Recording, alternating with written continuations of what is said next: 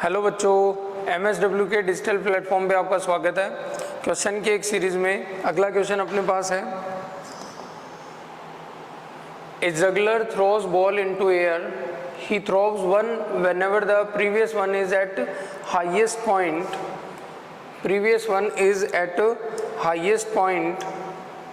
Previous one is highest point. If he throws n balls each second, the height to which each ball will rise, the height up to which the ball will reach.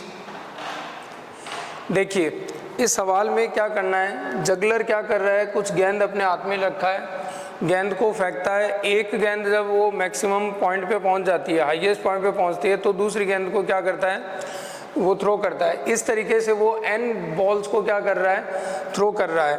इस तरीके से वो कितनी balls को throw कर रहा है, n ball को थ्रो कर रहा है। अब अपने को क्या निकालना है, time between time taken by the ball to reach at highest point is, कितनी गेंदें अपने पास, n गेंदें हैं, तो एक गेंद को जाने में कितना समय लग रहा है उसको, ये 1/n सेकेंड अपने को समय लग रहा है। अब जगलर क्या कर रहा है, एक गेंद को फेंक रहा है कितने टाइम के बाद। तो यहाँ से अपने को सबसे पहले क्या करना होगा, यहाँ वेलोसिटी अपन यूज़ कर सकते क्या। वेलोसिटी अगर मैं यूज़ करता u+at, मुझे पता है कि हाईएस्ट पॉइंट पर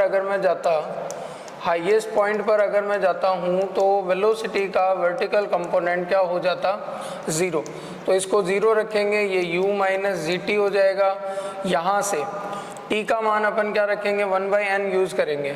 t का मान अपन क्या यूज़ करेंगे, ये 1/n अपन ने यूज़ किया। सो u बराबर यहाँ से क्या है आपके पास, ये u आपके पास आया g/n। तो अपन ने जिस वेलोसिटी से बॉल को थ्रो किया है वो बॉल अपने पास कितनी है। अब अपने को हाइट निकालना है, तो अगेन मैं थर्ड इक्वेशन यूज़ करता। थर्ड इक्वेशन क्या होती, v² बराबर u² + 2as।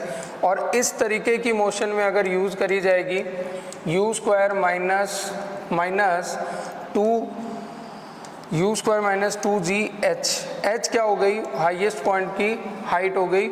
ये वाला वेलोसिटी हाईएस्ट पॉइंट पे जाकर के क्या हो जाने वाला है, 0 हो जाने वाला है। तो यहाँ पर आपके पास क्या आएगा, u का वैल्यू रखेंगे g/n, u का वैल्यू रखना है अपने को g/n, और इसका क्या करना, स्क्वायर। माइनस में क्या करा जाए, या इस टर्म को उधर ट्रांसफ़र कर दो, ये 2 आ जाएगा, ये g आ जाएगा, और ये क्या आएगा, h। तो यहाँ अगर आप अच्छे से देखो तो ये h का जो मान है वो g/2n² के बराबर आ रहा है। इसका जो मान है वो किसके बराबर आ रहा है, g/2n² के बराबर आ रहा है। ऑप्शन को अगर अपन चेक करें तो फर्स्ट ऑप्शन ही अपना क्या हो जाएगा, आंसर हो जाएगा। Thank you very much.